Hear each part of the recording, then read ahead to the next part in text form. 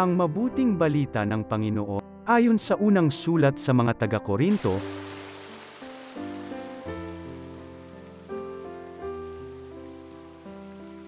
mga kapatid, ibig kong malaman ninyo ang nangyari sa ating mga ninuno na sumunod kay Moises.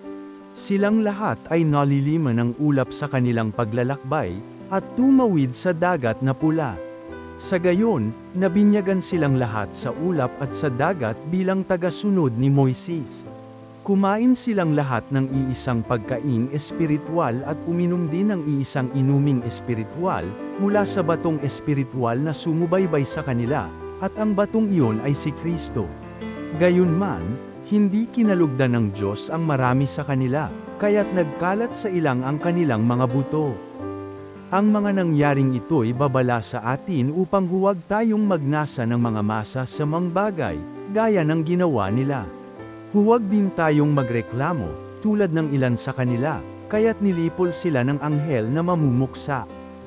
Nangyari ito sa kanila bilang babala sa iba, at nasulat upang turuan tayong mga inabot ng huling panahon. Kaya nga, mag-ingat ang sinumang nag-aakalang siya'y nakatayo, baka siya mabuwal. Ang mabuting balita ng Panginoon.